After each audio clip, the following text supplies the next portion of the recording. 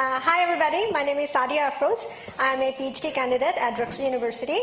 Eileen and I are going to talk about stylometry and online underground markets. This work is a joint work which is done in collaboration with Ariel Stollerman, our advisor, Rachel Grinstead, and Damon McCoy from George Mason University. So this would be our third talk at CCC. We might get the first talk at 26C3, where he introduced this concept of adversarial stylometry, which shows that if you change your writing style, authorship recognition algorithms won't be able to recognize you as the author of a document. In last year's CCC, we presented two tools, JStylo and anonymouth. JStylo is the authorship recognition tool, and anonymouth is the authorship anonymization tool that uses JStylo to analyze a text and then provide user-specific suggestion to change your writing style. Both of these tools are available on our website and they're open source, so feel free to look at them and help them to improve these tools.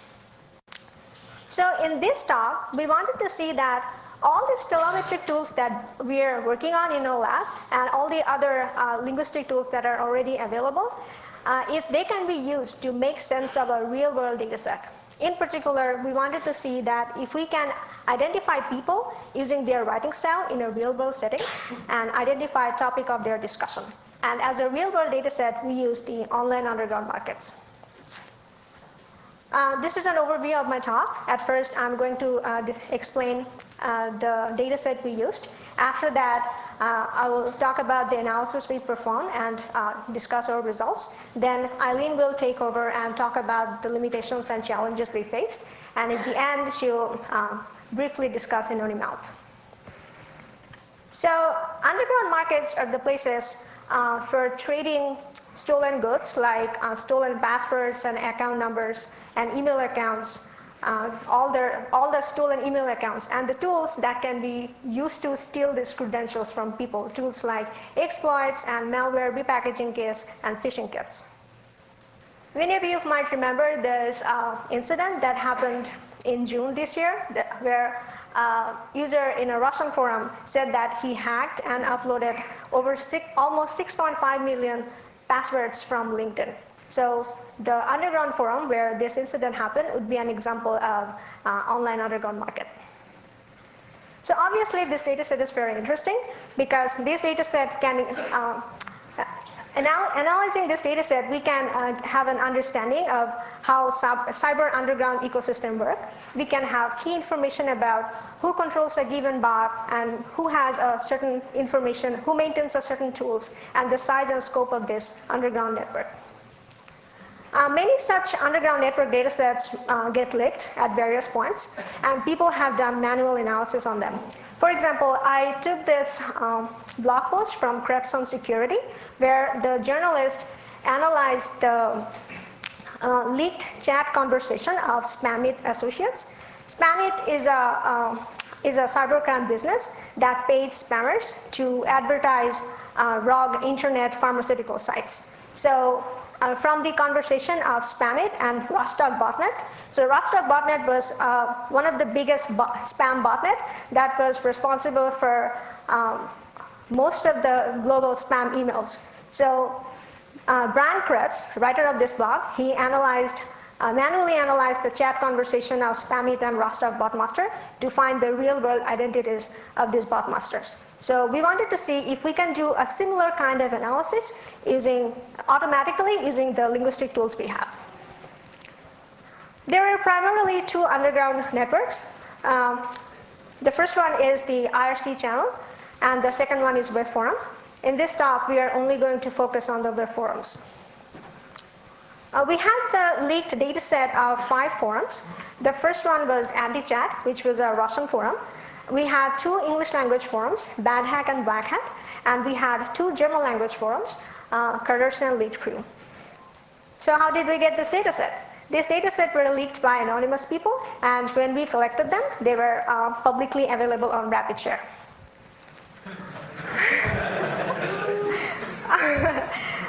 Okay, so let's look at the statistics of these forums. This graph shows number of active members and lurkers of this forum.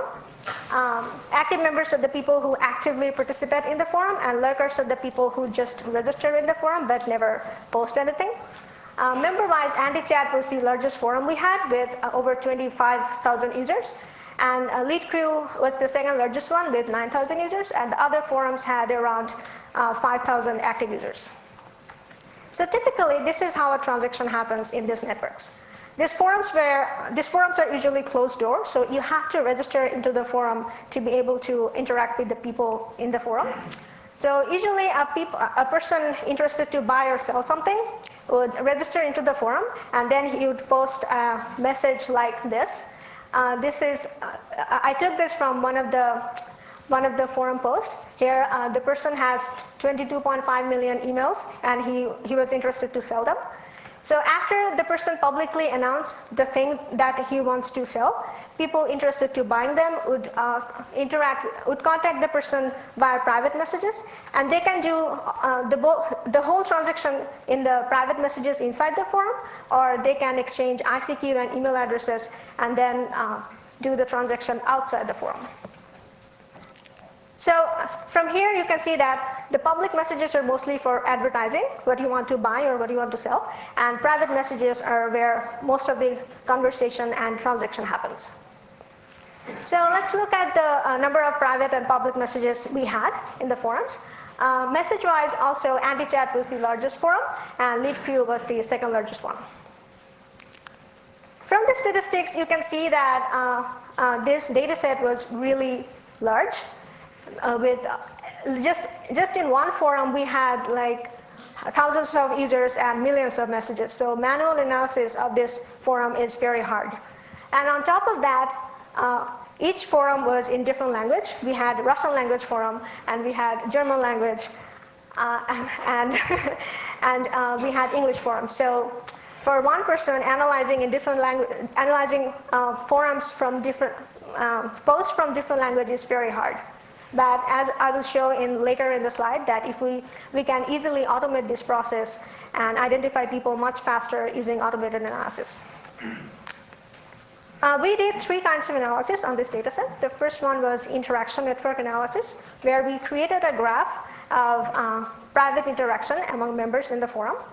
And the second one was we tried to create profile of people using their writing style. And we wanted to see if we can identify them using their writing style. And the third one was topic discovery.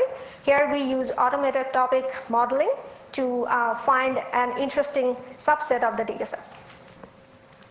So for interaction network analysis, we created a graph for each forum where each user was represented as a vertex, and each private interaction between the user was represented as a directed edge in the forum.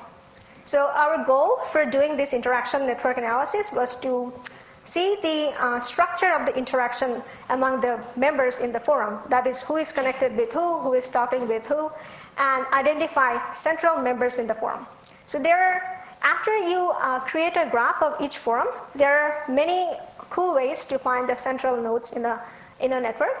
We used eigenvector centrality. Eigenvector centrality is a way to find influential nodes in the network. So higher the centrality score, it means that more influential you are as a member in the forum. So this is one of the interaction network graph from AntiChat. Here, bigger nodes represent more influential users, and the darker nodes represent the people who send or receive a lot of messages. So here you can see that there are only a couple of big nodes. There are only a couple of influential users, and most members in the forum are only interacting with these big users. And here also you can see that the darkest node that is sending a lot of messages is very small. So it means that this node sends a lot of messages to a lot of users, but nobody is interacting with him. So this is an indication that this is maybe an automated bot to send automated notification messages. So graph analysis is a way to reduce your set of people that you want to look at. So after you remove the non-influential members from the graph, you end up with a very dense graph of influential members. So this graph we got from AntiChat. Here you can see that the influential users in the forum are very highly connected with each other. We had ground truth data set of who runs a forum for some of the forums, and we saw that this eigenvector centrality really brings out the people who are running the forum. So it's a very quick and automated way to find out the people who are running the forum. We noticed the same kind of structure in almost all the forums except Bad Hack. In Bad Hack, we saw that there were only 6 influential members and everyone else was just connected with them, but there were no connection between these influential members. Our second analysis was member profiling using writing style analysis. In our previous research and other research in stylometric analysis repeatedly showed that everybody has unique writing style. So we wanted to see if we can identify members of these forums using their writing style analysis. Whenever I say that everybody has unique writing style and I can identify you using your writing style, people look at me very skeptically and they say, no, my writing style is not that unique, and even if it is, you cannot really find me. So you don't have to trust me. We have this cool tool, JStylo, that is open source and that is available in our website. I would encourage you to download this tool and play by yourself and see how unique you are. JStylo comes with a built-in dataset. So you can either take your own writings and see if JStylo can find how unique you are in the dataset we have, or you can create a dataset of you and your friends and see how different you are from your friends. This is a graph that shows evaluation of the current writing style analysis methods. I took this from last year's talk of Mike's. And here you can see that with 40 users, our writing style analysis methods are over 75% accurate in identifying a member. So they're very good in finding people. So this is how we profile the user in our forums. At first, we combine all the messages that a user posts in the forum, and then we find the members with enough text. I'm going to explain how much text is enough for doing writing style analysis later in my talk. After that, we use JStylo to extract linguistic features, and then we train the classifier to model a member. And in the end, we evaluated our approach to see how well we are doing. How much text is enough? So when we are modeling a classifier to identify a member, we need to train the classifier with enough text of that user. And we wanted to see how much text is enough to correctly identify a user among other users. Here, this graph shows, x-axis of this graph shows that number of training documents, number of 500 word training documents were used for training, and the y-axis shows the accuracy of our classifier. And each line here shows one forum. Here you can see that as we are adding more and more documents for the training process, the accuracy was increasing. And we found that after we added 5,000 words, the accuracy did not improve as much. So 5,000 words are the minimum number of documents we need from a person to correctly identify him. We used 6,500 words because 6,500 words is a golden standard for writing style analysis. After we have enough text of a member, we use JStylo to extract features. Now let's look at what are these features that uniquely identify a person. I took this example from Cutters. I don't speak German, so this is what Google Translator thinks it means. And you can see that it's not very good. Little story behind this message. This user was a common user of both Cutters and Lead Crew. So when Lead Crew was down, he was confused and he was asking other people that is Lead Crew really down or it's just they're having DNS problem.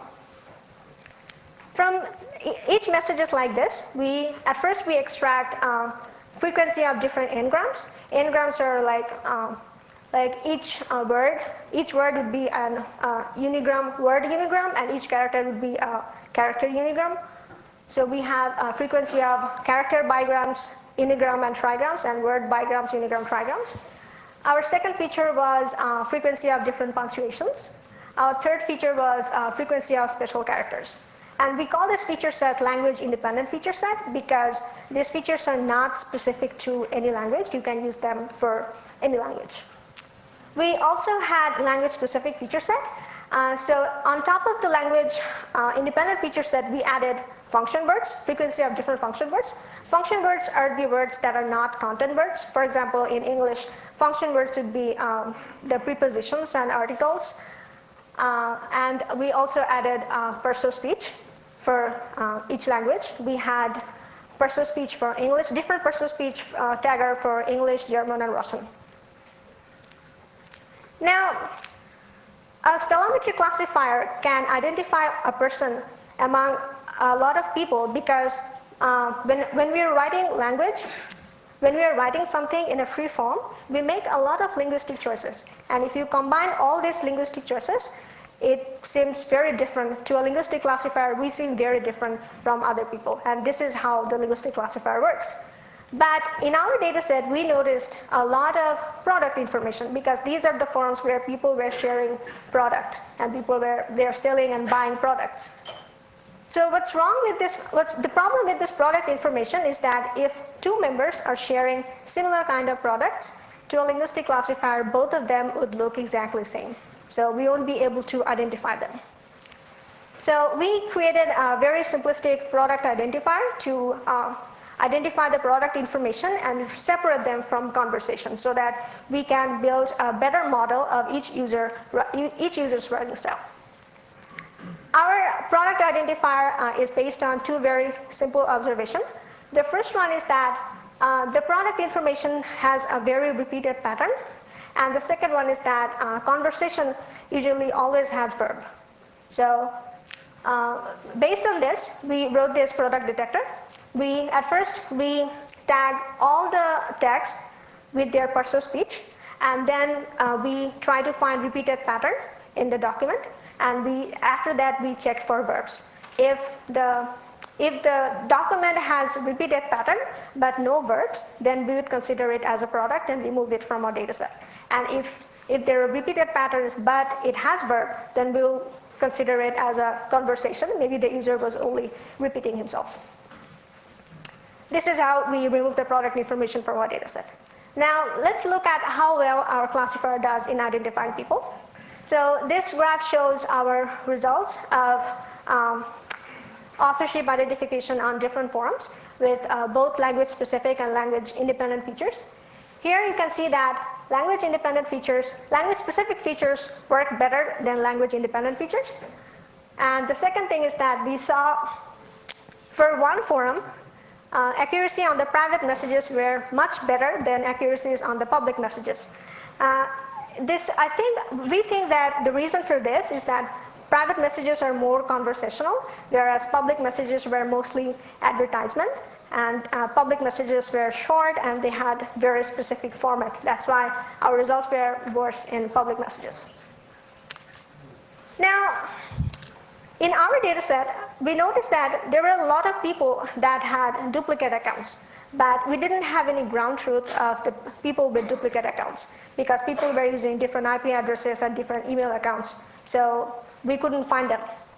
So instead of doing exact attribution, we wanted to do a relaxed attribution. So in exact attribution, when you give the classifier a text, we ask this question that who is the author of this text, and the classifier would find an author of this text. But in relaxed attribution, instead of finding the exact author, we would ask the classifier to find the top 10 possible author of this document, and the classifier would find the top 10 people who the classifier thinks are similar to this author. So using the relaxed attribution, so this is the graph of our relaxed attribution results. Here the x-axis shows the number of possible members we considered, and the y-axis shows our accuracy. Here you can see that our accuracy improves at least 30% when we try to find top n users instead of the exact users. So this method is very useful to identify number of possible suspects and minimize the set of suspects that you need to look at. And later in my talk, I will explain how you can use this to find different identities of people. Now, finding a member in one forum is interesting, but what would be more interesting is that if we can build a profile of a user based on his post in one forum and then try to find him everywhere else on the web. So in our data set, we just had multiple forums, so we wanted to do this analysis on different forums. We found the similar members based on their email addresses on different forums, and then we trained our classifier on the post from one forum and tested it on the post from a different forum. In our data set, there were only Carter's and Lead Crew had enough people who were enough common users, and among them only 39 users in Carter's and 83 users in Lead Crew had enough text to do the authorship analysis. Here in the graph that shows how successful we were in finding people in different forums. You can see that when we were trying to do the exact match, our result is very bad. It's around like 20%. But when we were trying to find top 10 people who were similar to this user, our accuracy goes up to 70%. Now, let's look at the people who the classifier thinks could be the possible suspect of these people. Maybe they can tell us something about this user. Maybe they're the alternate identities of this user. To see this, we created another graph where each user is a node, and there will be an edge from Alice to Bob if, when we are doing relaxed attribution, Bob comes up as one of the possible suspect of Alice. We didn't have, as I said before, that we didn't have the duplicate accounts on the forum dataset, but we recently got the chat conversation of Spamit associates, and there we knew different accounts of the same person. So we did the similar analysis on that. So this is the graph we created. Here, all the names are not the real names. They are all anonymized. So if we do relaxed attribution on Alice and create a graph, and then we do relaxed attribution on the ICQ of Alice, and then we do relaxed attribution of the other identities of Alex, we'll see a complete graph between all the identities of Alice. So in a large network, if you look for the complete graphs, that is a very good indication of the alternate accounts of this user. Our last analysis is topic discovery. Using topic discovery, we can find the predominant topic of a forum.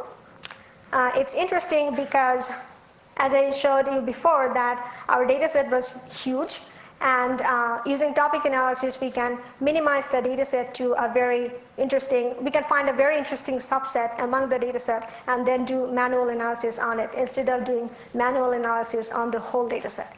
And it can also help us find relevant people who are talking on a specific topic. And topic modeling also helps us understand trends. For example, if you do topic modeling from messages in different forums, you can see how different tools are popular and unpopular at different times. For our topic analysis, we used a latent Dirichlet model allocation, LDA. So how LDA works is that LDA assumes each document is made up of words taken from different topics. For example, this document could be of 3 topics. There could be one topic about bulk mailing. There could be one topic about advertisement. That would include words like advertise and promote. And there could be another topic about hosting companies, servers, and hosting accounts. So using LDA, we can find the words that are related to a specific topic. We use LDA to find different topics and number of messages that are related to a specific topic. And after we found the topic and the words related to the topic, we used manual analysis to understand what kind of product or what kind of service these words belong to. And on average, we found 200 to 300 topics per forum. These are the topics that we discovered from our forums. So here on the Carters, the biggest topic was carding, and selling of other accounts. And here we saw that people were using PaySafeCard, uCash, and web money as a currency. On Lead Crew, the biggest topic was crypting services. So crypting is a way to repackage your malware to evade antivirus detection. So that was a very popular topic on Lead Crew. And the second popular topic was anonymity services. So people were sharing proxies and VPNs and socks, things like that. On anti-chat, the biggest topic was password cracking tools. It was a Russian forum. And people were using web money as currency. So Black Hat was a search engine optimization based forum, and we noticed the biggest topic was Black Hat SEO tools. And there we also saw many tools that are specific to blogs, YouTubes, and social networks. So now Eileen will go over and talk about the challenges we faced and the limitations of our approach. Thank you, Sadia.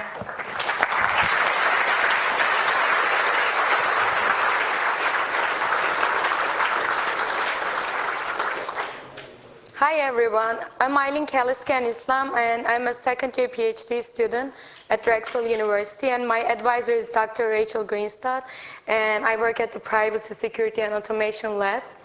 Sadia showed you all these nice results, cool graphs, but when we were trying to get these, we had a lot of challenges, and in our study we have many limitations, and we are going to take these into account in our future work.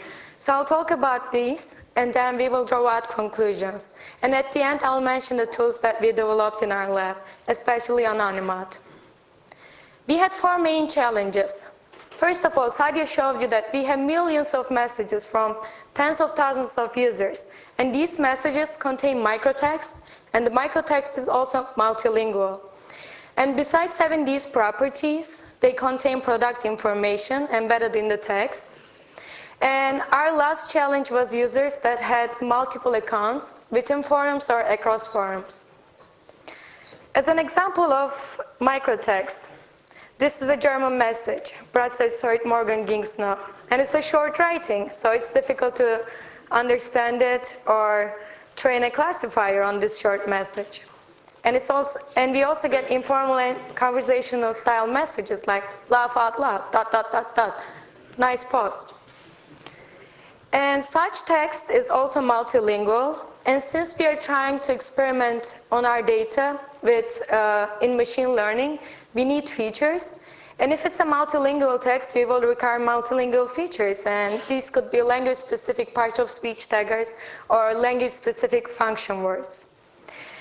And from our previous research, we know that many authorship tools are designed for English, so if the language is English, they work more efficiently. And from my previous research, I know that if you translate a foreign language text into English, you will get higher accuracy if you perform authorship attribution on it.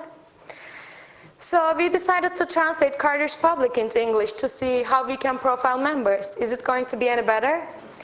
And if we look at the first bar on the left side, this is the untranslated version of Carter's Public, and we identify users with 67% accuracy with a language-independent feature set. But after we translate this data set and still use the language-independent feature set, our accuracy rises to 75%. And on top of this, if we use English-specific features, such as right prints, we get the highest accuracy. So we had more than 10% increase in our accuracy just with translating the data to English. But we know that our data set is very large. We have millions of messages. So if we want to translate these messages all to English, first of all, we need to automatically detect their language in order to perform batch translations. And even if we are able to detect the language, then we will need to translate them in good quality, but unfortunately, we don't get very good quality translations. And here, the examples I will show you belong to Google Translate, but as a lab, we have access to a wide variety of language detectors or translators, but they don't perform any better than Google Translate.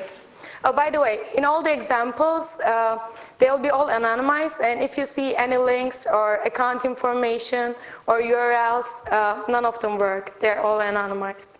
And here we have this German message, again from a German forum. And we are trying to detect the language on Google Translate, and it's detected as English. And let's look at another case. We have another sentence. This is a message from a Russian forum, and it's in Turkish. The language is detected correctly, but when we look at the translation, and I'm a native Turkish speaker, so I can tell the difference, the translation doesn't directly correspond to what it means in English, and on top of it, we still have 3 Turkish words left in the English translation. Okay, so we had multilingual text and microtext, but on top of it, we had product information included in this text. And this is also problematic for machine learning. So if you are using even language-independent features such as n-grams, again, we won't be able to develop a very complete and good model for each author when we are training our data.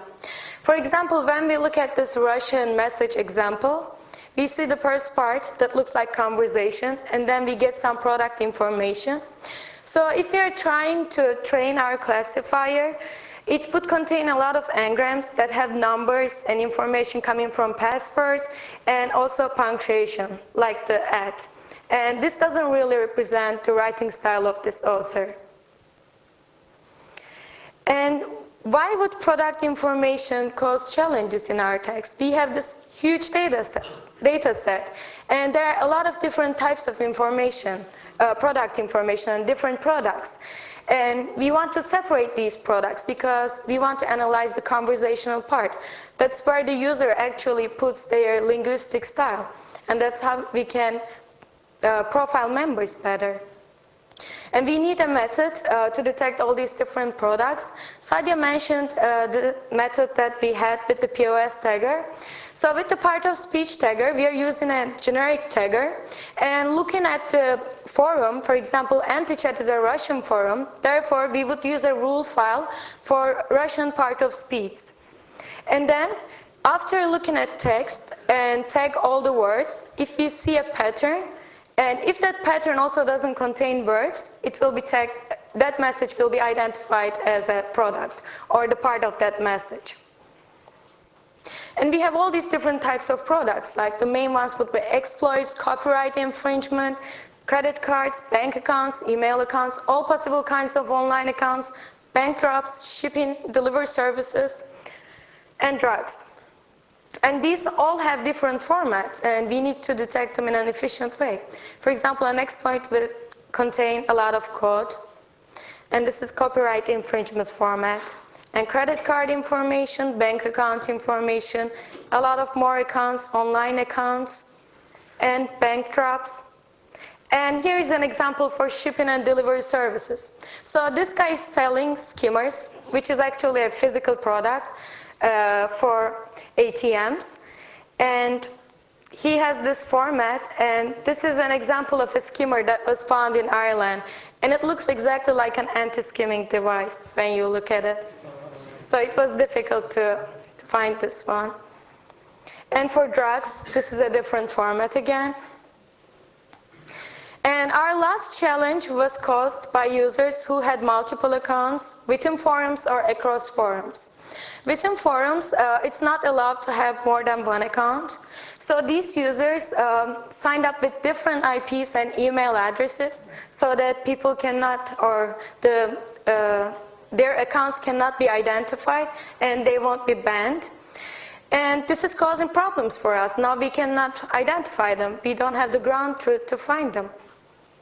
And in supervised learning, since we consider these as different users, our authorship attribution accuracy and also our social connection graphs suffer due to this lack of ground truth. And in our experiments, we had some limitations in general. Sadia talked about how many documents, 500 documents we need in order to perform efficient authorship attribution. And we know that it's at least 5,000 words. But we used the gold standard, which was 6,500 words. So even though we started with tens of thousands of users in the forums, at the end, after eliminating the users that had less than 6,500 words, we were left with only hundreds of users. And we are also anticipating forums with less well-known languages in the future. And this will cause more problems in maybe identifying the language or again translating the language. And we know that we need to separate all the conversational data from product information so that we can profile members better.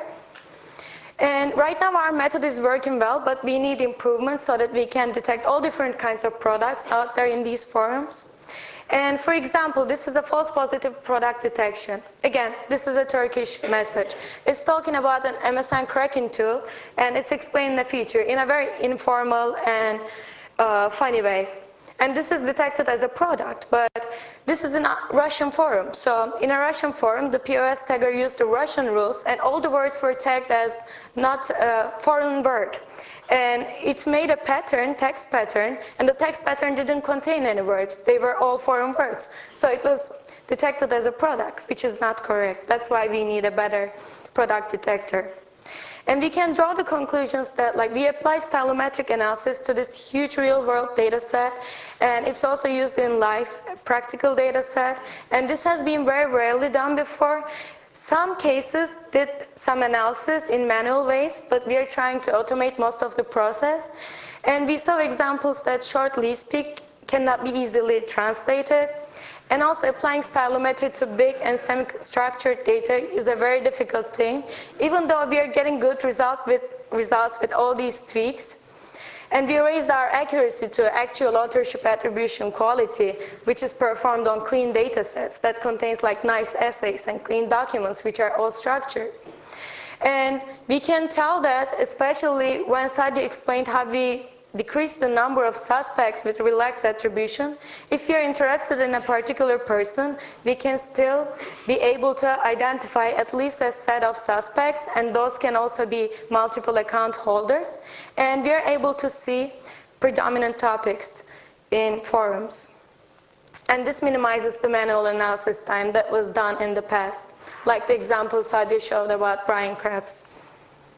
And for future work, we are willing to use more user-specific features and temporal information. User-specific features would be, for example, some users just decide to leave their signatures at the end of a message. So if we use that as a feature, it will have a very high information gain and it will be very strong. And also we would like to use temporal information. For example, some hackers, they always decide to, I wouldn't say hackers, some members of these forums, they decide to always log in from the same location, from the same time zone, and they come home after work and they always write messages in the evening. So that will also be a strong feature. And we would like to, after identifying the members, we would like to add the topics that they are related with or they are interested in. And this will give us a bigger picture of these members and the forums. And we need to identify the multiple account holders for the sake of the ground truth. And then, as Sadia explained, the main venues for underground economy is the internet relay chat and also these forums. So we would like to combine these data sets so that we can have a bigger picture and a more complete information about the members. And from beginning to end, we want to automate this process, but there are many steps. And so after we take all these IRC chat logs and the forum data, we would like to identify the users that have enough text, separate the product information, translate the text, then profile the members, perform topic analysis, and also see their interaction networks. And in summary of this lecture, Sadia talked about how we profile members of the underground economy and how we need to do product information and extract the products from the text. And we discovered topics that were being discussed by members or that were predominant in the forums. And we showed the interaction network analysis where we see the influential users or how members interact with each other. And then I talked about the rest of the problems that we faced. In the first part of the lecture, Sadia said that we used JStylo to do the member profiling part. So this tool was released in last year's CCC, and here is the link to it. If you want to take a look at it, feel free to go to the link. And this authorship attribution framework was powered by JGAP and VECA. And it helps you, like, if you have a 500-word document and we have a corpus that's available for you, you can see how unique your writing style is. But after JStylo, on top of it, we developed our authorship anonymization framework, which is called Anonymizing. Again, this was released in last year's CCC. And you can have more detailed information about it in last year's lecture. So, from this lecture, we can tell that even if our text is not clean, your writing style can still give you away. And if you use Anonymizing, and let's say that you have this 500-word document and you want to publish it somewhere, you don't want anyone to know that it was written by you. You might publish it to one of these forums or just a website. And to Anonymizing, you give this 500 word and also at least 5,000 words of your other writing, and it will identify the changes that you need to make in order to anonymize your writing. And it will give you all the details for these changes, like it will tell you, you need to change this letter, you need to go to this specific sentence, you need to change this punctuation. And again, both of these tools, JStylo and Anonymizing, are in a jar file on our website. So if you just want to play with it, you can download it from our website. But these are also open source projects in Git, and here is the link to Git if you want to clone the project. And especially for Anonymizing, we are still developing it. So if you would like to help us, or if you have any comments, please feel free to download it, take a look at it, and let us know. And here's the list of all our contributors. And feel free to contact us if you have any questions. And for the last link, that's the address to our research lab at Drexel University. If you're interested in our research or the other projects, you can go there and see all the publications we have. And thank you very much.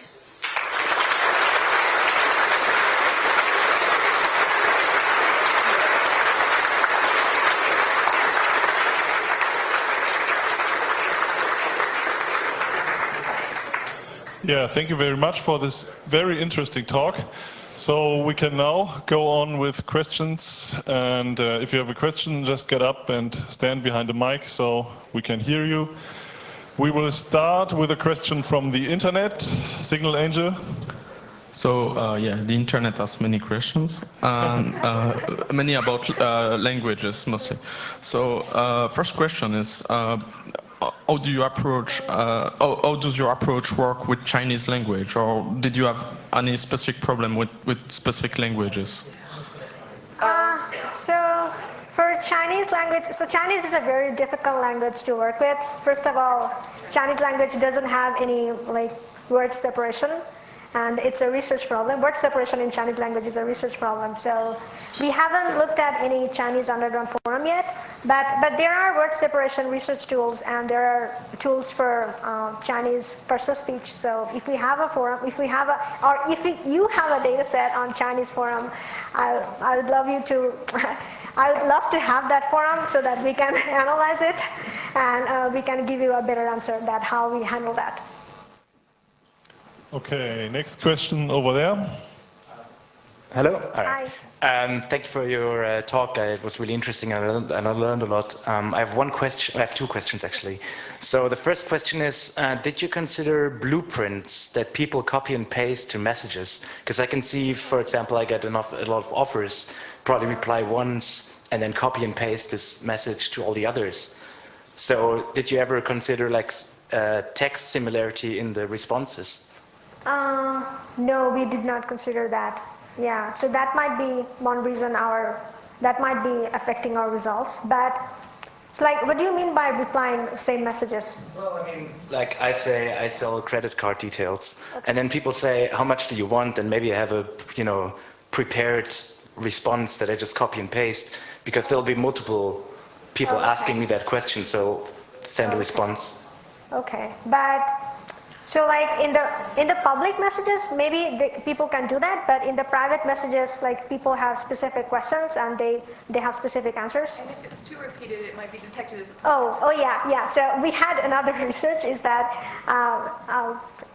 you can, if a user is always repeating a message, you can compress all the text from his text and then find out the repeated pattern and then delete that. I see. But we didn't apply that in this research. Maybe we'll do it in the future research. Yes, and then the other question is, maybe it's a little non-technical, but I wonder, because I see like ethic, let's say, impact happening from the availability of the technologies and tools that you do.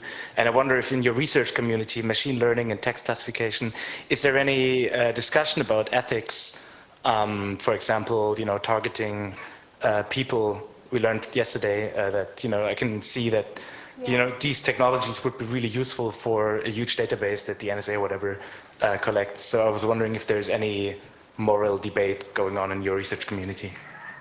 Well, that's one of the reasons we are creating anonymizing, so that people who wants to hide their writing style in saying something, they can use anonymizing, and that's.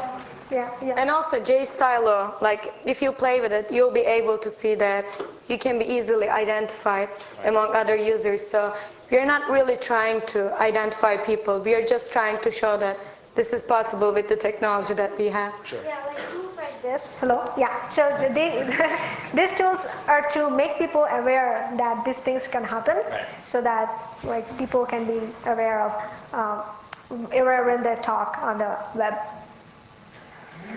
Thanks. Okay, question over there. Yeah, so you had about recognition rates 70, 80%. How exactly are these numbers to be understood? So 80% recognition, what does this mean? So out of this couple of hundred users you identified as the single one, or? First of all, we train on a data, right? So as we said, we need at least 5,000 words. After that, after our classifier is trained, we give it documents. Let's say that we have 80% accuracy. And we gave it 10 other documents that belong to this one author. And if 8 of those documents were identified as they came from this author, it would be 80% accuracy. And this is supervised learning, so we already knew that. Yeah, okay, I'm sorry. So yeah, 80% accuracy means that if you have 100 users, we can identify 80 of them. That's what it means. If our data set is like, data set consists of 100 users, we can at least identify 80 of them with very high accuracy. Yeah. Based on one text? No, so this result is that we took one text and did the classification, and took another test, did the classification, and then the 80% is the average of all the results we got. So these are this was done repeatedly on different text, and then this is the average of our results. Okay. I go to the slide if you want. So what is that buzzing sound going on there right now? Okay. Signal Angel? So next question from the internet. What tool did you use to actually translate to English? Did you just use Google Translate or some other tool? You translated it. Yeah. For this, we use Bing because do I have time? Okay. Because Google Translator doesn't have any. Google Translator, you have to pay for. Yeah, you should take mine. It's not working. Yes, hi. For this, we used Bing, but we also have access to some very exclusive translation tools that we are planning to use in the future. Yeah, but for this project, we used Bing.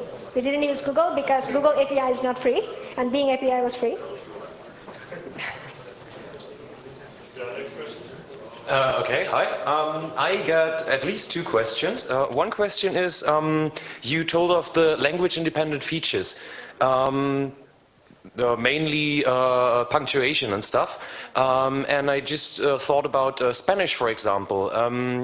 As far as I know, in a Spanish question, you have a punctuation mark in the front and in the end of the sentence. So shouldn't be the punctuation probably in other languages be different to, well, those you studied, English and German and stuff?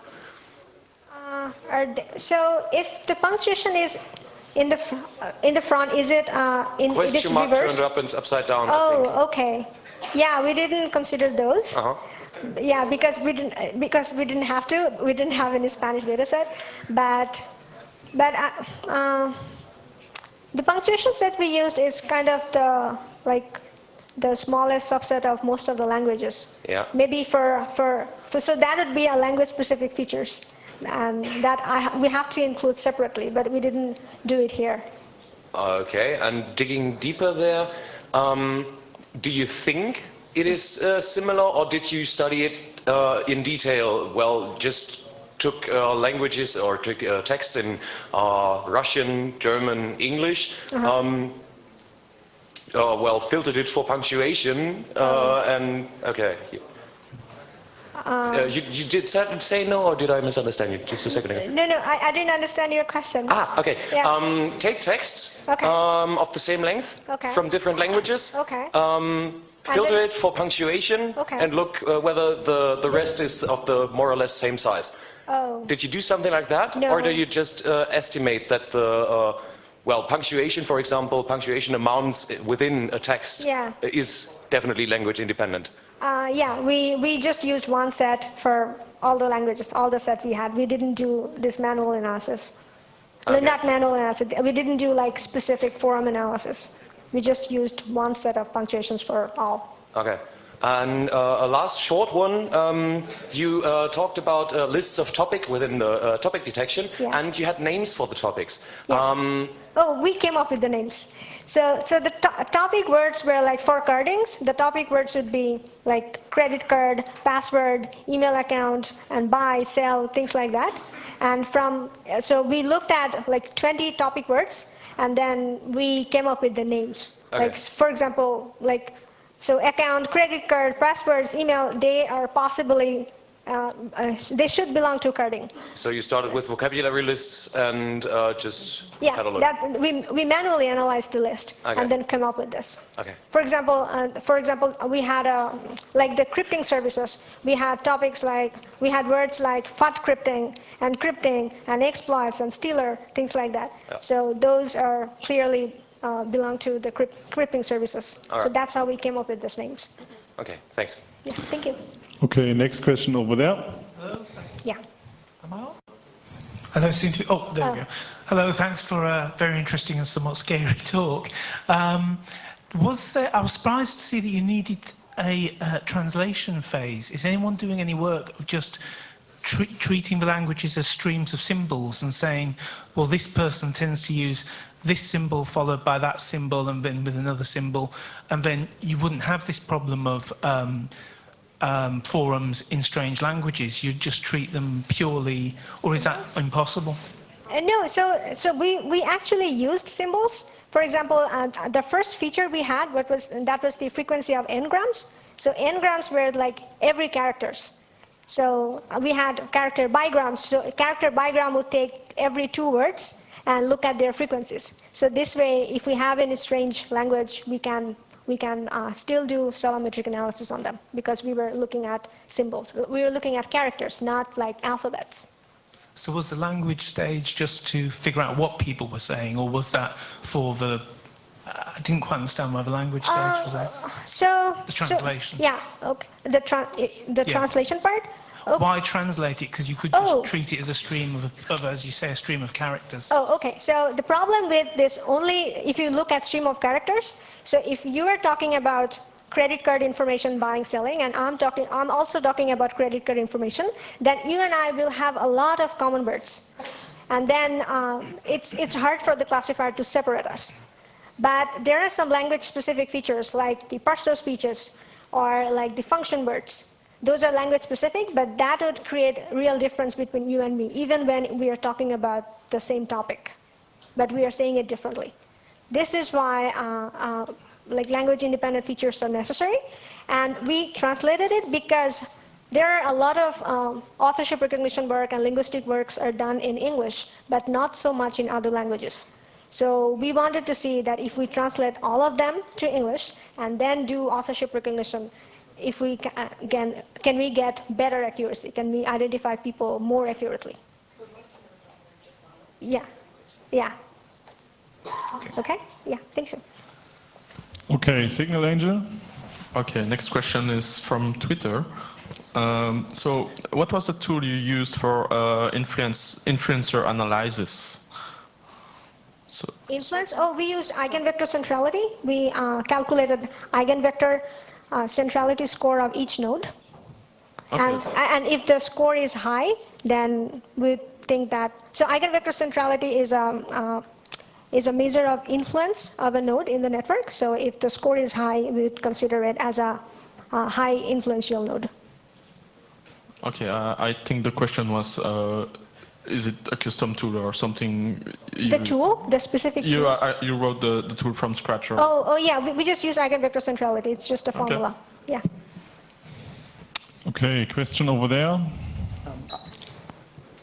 Hello. Oh, I have two questions. The first one is, have you tried using your analysis on public forums, for example, to identify covered guerrilla marketers or similar things? So no, we did not. First of all, no, we did not. And a second question, the techniques that the anonymous tool uses, can they also be used to impersonate other users? Yes.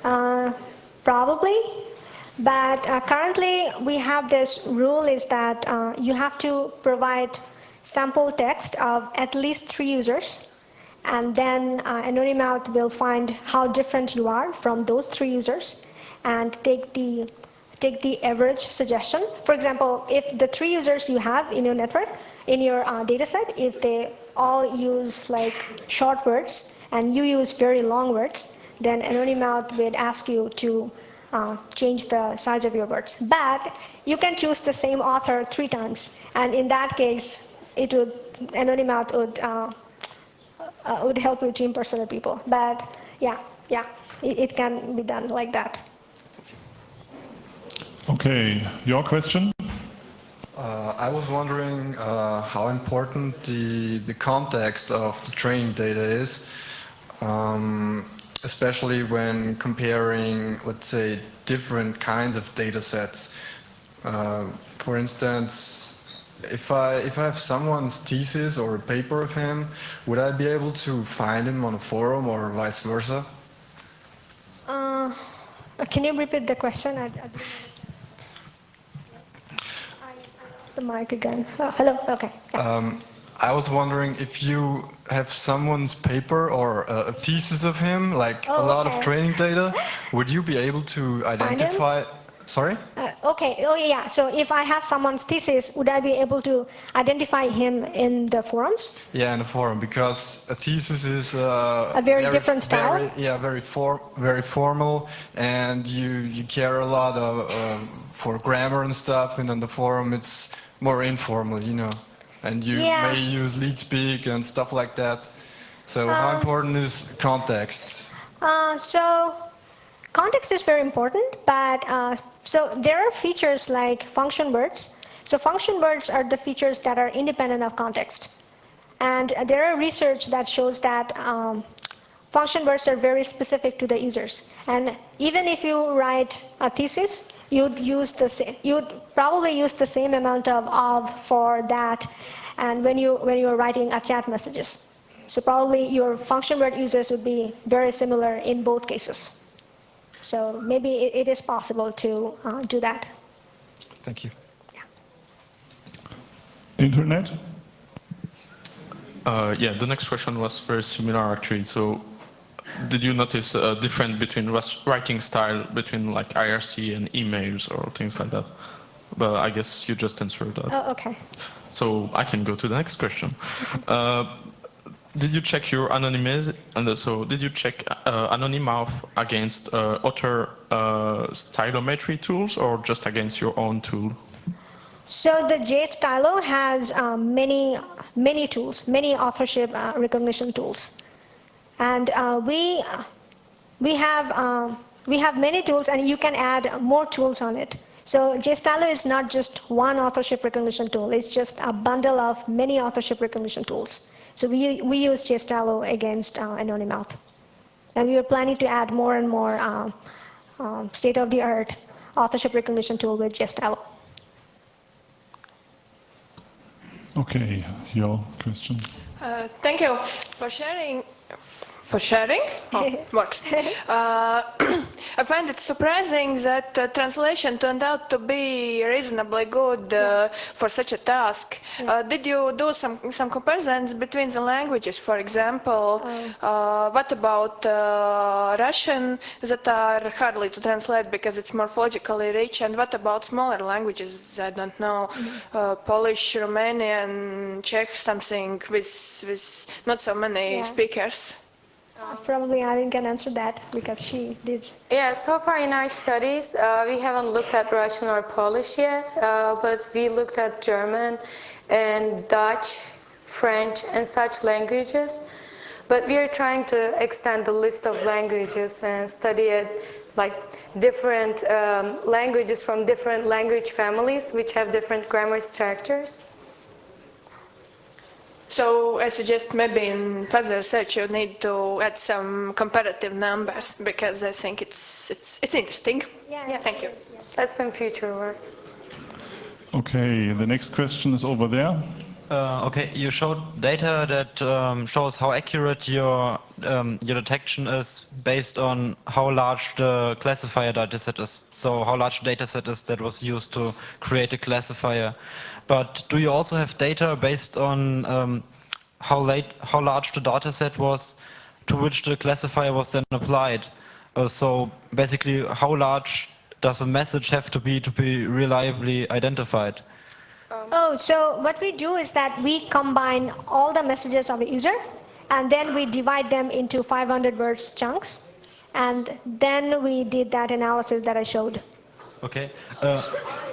And in order to come up with the 500 words, after training the data, we took different documents that had from 400 to 600 words, and the highest accuracy was reached from 500 words. That's why we are choosing 500 words. Yeah, so if you have one document which is like 100 and another document which is like 2 or 3, we combine all of them and then normalize it into like 2 or 3 chunks. So the length is normalized.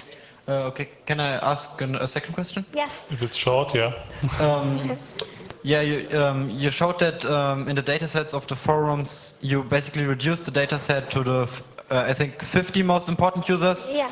And did you apply basically another run of your software after you filtered those users out based on the ground truth, or did you filter those users based on the results of your software and then apply the software again? Can you explain it again? Sorry. So basically you have this set of users which you group based on users, once based on the ground truth and once based on your software. And no. We did it based on our ground truth. Okay. Yeah, because we had no other way to find how well our classifier is doing other than ground truth. So essentially the networks you get from just the 50 users and the complete data set are the same except that you take users away. What? Can you say it again? Sorry. You had those data sets of the forums where you saw the connections between the different users. Yeah. And is the reduced data set of just the 50 top users the same data set with just the other users removed, or is it somehow different? So we ran the analysis. So we ran analysis on the top influential users and also random 50 users and also on all the users with sufficient text. Okay, so it was 2 different identification runs. Yeah. They're different identification runs. Okay, thank you. Okay, theoretically we have all night for questions because it is the last talk in this hall. But I think people are getting nervous. So the remaining questions, maybe you can stay here and discuss with the talkers, and the rest of you can leave then, of course, after you have picked up your trash or someone else's, which is lying under your chair. And I also have an announcement. We still have room for lightning talks tomorrow and the day after. So if you have a topic you would like to introduce us to, or you would like some help and talk to people about, feel free to contact Nick Farr about a lightning talk. Yeah, thanks again.